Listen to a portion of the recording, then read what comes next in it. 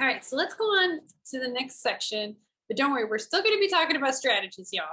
Here are some ideas for how you're going to entice people in your projects and to take X action. So I'm always talking about the call to action. Like, what is your call to action? Everything should have a call to action. Every social media post you do, every project that you do should have some sort of call to action. And it could be as simple as like, just like this photo, or just come to my show. It doesn't have to be like, hey, fix global warming. That doesn't, like, I do big calls to action. You don't need to do that. So here's some ideas, things that we're pretty familiar with for newsletters. I mean, those of us who read them. Coupons, discounts, free stuff. That really gets me interested into reading a newsletter when I think I can get these things, and to taking X action, which is to buy the things. Other ideas, telling emotional stories or entertaining through humor, problem solution persuasion, like advice, wisdom, reinforcing an identity or practice. Let me pause on this one.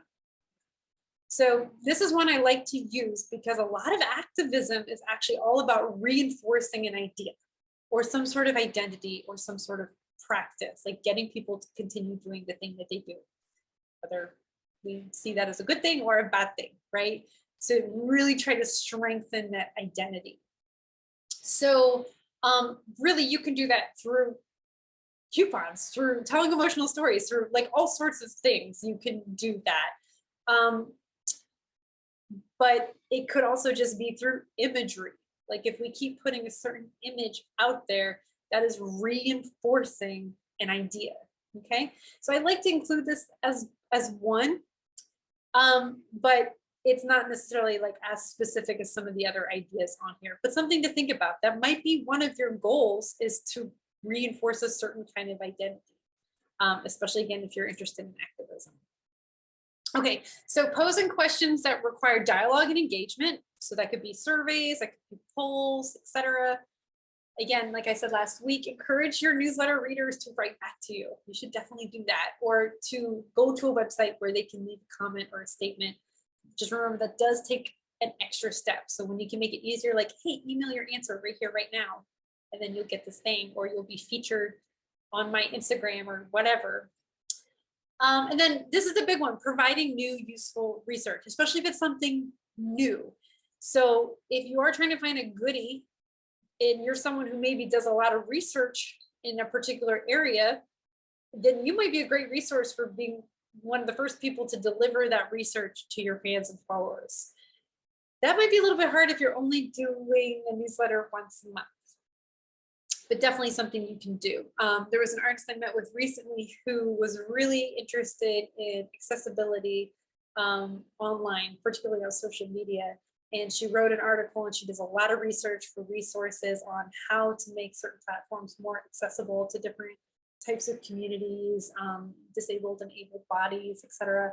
And with her, like, she like really knew when the new research was coming out, and that would be a great example of like something that she could deliver in a newsletter. I don't actually know if she does a newsletter, but that would be a really great thing to, like, the second she has a new article, to share that with her community. All right. I do have a tip here. When you do have a certain action that you're trying to inspire people to take, if you can really emphasize the urgency in doing it, that helps. So even if you're just like, hey, I want to survey and take a poll to people, make a deadline for it. Like, please respond within 24 hours or 48 hours.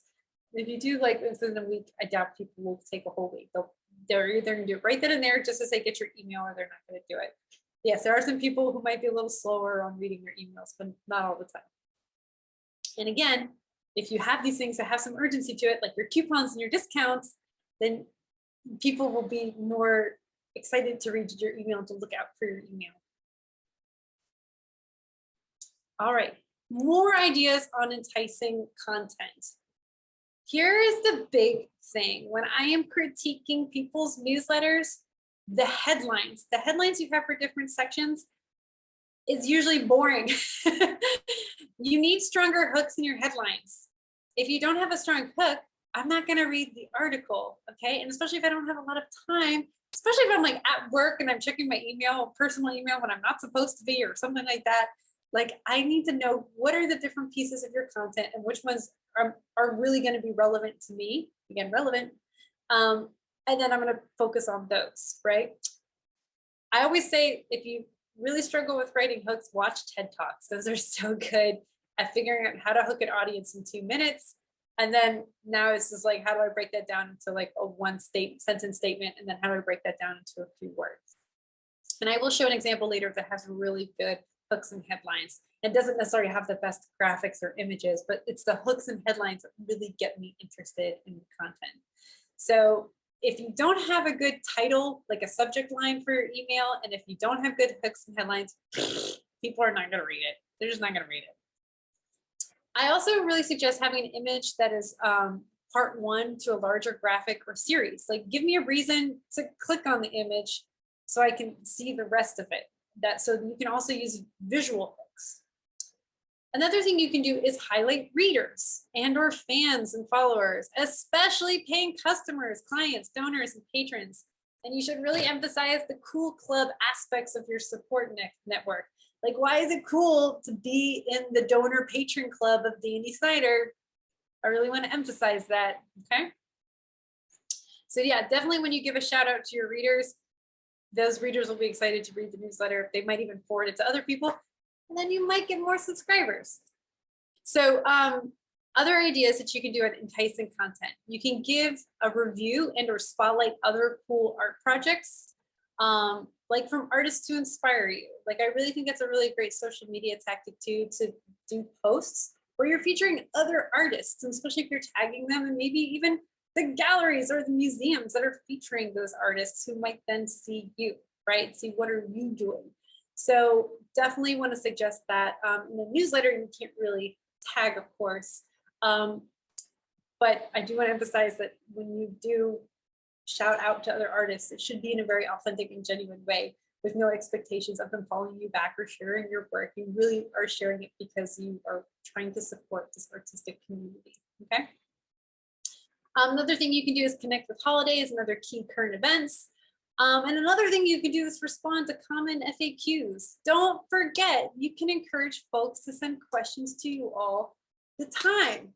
Okay, so definitely in your social media posts and in your newsletters, always encourage people like, hey, do you have a question about my work or what I do? Please feel free to drop me a comment in the post or to write back to me in an email. And that could be really good content for you. It's another way of surveying your people to find out what do they want to know more about. Before we jump into the 12-month schedule, I want to show you the newsletter that I have been creating. So again, I am using MailChimp. And I have this email here that I've been working on. Season 2, coming soon. I know that's not the most exciting headline or subject line, I should say. We might change it a little bit. Usually I also recommend not to do everything in all caps all the time. It's okay if it's like something like this, because to me, this feels very cinematic, like, you know, like Thor, Thunder and Love, or whatever the new Thor movie is, coming soon. You know what I mean? But you don't want every newsletter to be all caps all the time, right? Because then it'll definitely feel like an advertisement. So for this, I think that's what we'll do. And then if I go into the newsletter, this is what it's looking like so far. A lot of these images I need to edit. There's still pieces of text I need to add in. All right. That's what we got so far. And I'll go a little bit more into detail of that in just a bit. But as far as like some examples of the enticing content that we're doing, we are going to have a little bit of an about season 2 at the beginning of this newsletter, just about the show and about season 2. Remember, we're starting a newsletter from scratch. We don't have any newsletter in process yet. So that's why we're doing it more like a welcome letter style. So we have our description of our show, then the description of the 2 artists. And again, I'm trying to do it in a more visual, fun way. So that's Janet, that's me. And then if you notice here, the preview text of our subject is quizzes, clues, hints, tips, and tricks. So that to me sounds a little bit more like, ooh, What's in this email? Like season 2 coming soon, not that exciting of a subject line, but quizzes, clues, hints, tips, and tricks. That's a little bit more enticing to me. So who are we interviewing this season? Instead of saying in our first email who we're actually interviewing, we're actually going to put clues and hints. And we wrote emails back your answers. If you are correct, we will invite you as a guest to be interviewed during one of our live Instagram video streams. So we'll actually interview you and see, are you an artist? Are you an activist? Who are you? You see, I have a picture accompanying that text. Next one, so many quizzes.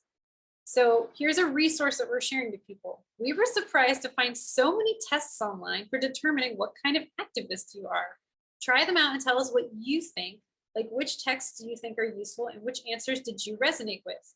We'll share your responses on our first episode. So at the end of our episode, we'll actually share the answers. And we have 2 quizzes here so far. We're still debating on the 3rd one.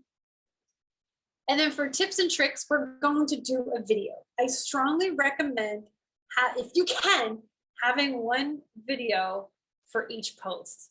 Awesome. I've noticed with my personal newsletters, that tends to get more clicks is the video. And I, disclaimer again, I don't have a lot of newsletters personally, but from other people I know too, as far as like things that get clicked on, people want to watch the projects. People want to watch you. So it's great when you can have pictures of you, and it's great when you can have videos of you or just videos of the thing. Like if you have a new music video or whatever, or maybe you're spotlighting a project that you did in the past, like, oh, let's do like a throwback Thursday, throwback from last year. Here's a cool project I did last year. You can totally do that. All right. So that is an example of some of the enticing content that we're doing.